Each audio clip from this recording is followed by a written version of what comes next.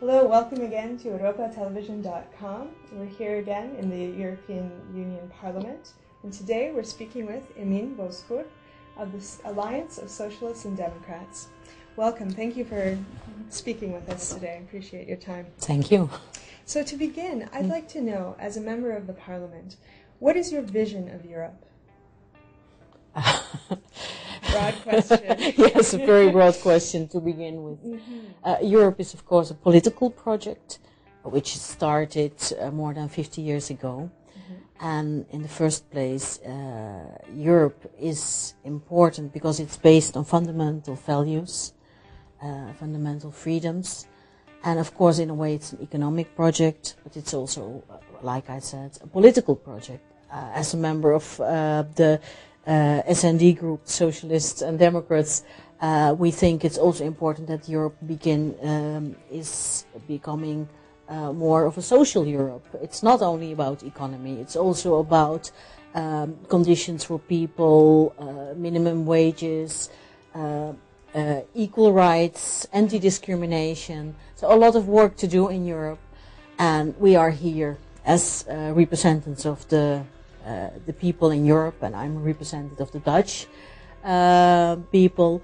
We are here to represent 500 million citizens in Europe, which is not an easy task, but it's a lovely job. Why should they be involved and follow what happens here in the European Parliament? Because more than 50% of lawmaking, which is affecting people directly in their daily lives, is made in Europe. So not made in Holland, not made in Germany, made in Europe. Europe is, I think, a very good example, especially on the issues of fundamental values. I think our biggest or our most important export product are those fundamental values. If you look at enlargement, countries who want to become part of the European Union should adopt issues, rule of law, democracy, human rights, all that sort of things before they can actually become a member.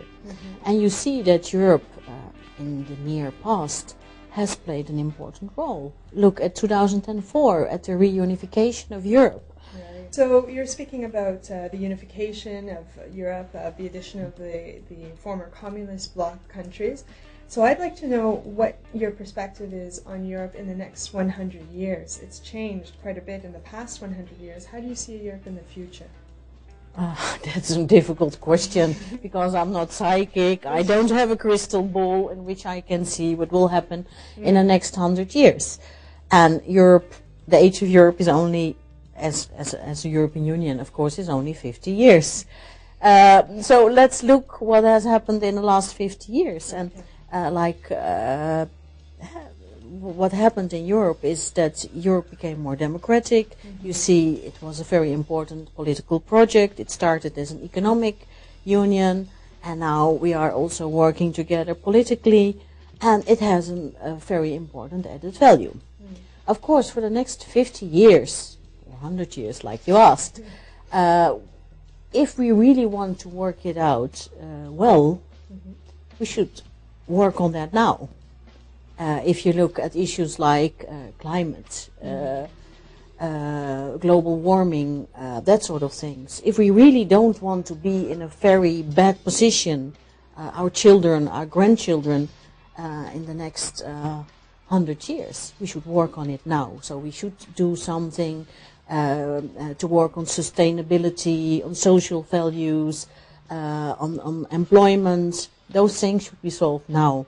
And if we don't work together on that issue, if we only let Europe be a sort of liberal or conservative project based only on the internal market, we're not going to achieve that. We have to cooperate for the future of our children and grandchildren. Well, thank you very much for your time, Ms. Bozkurt. It was Welcome. a pleasure to speak with you. And thank you to our audience for watching europatelevision.com. We're here at the European Parliament, and we'll speak with you next time. Thanks for watching.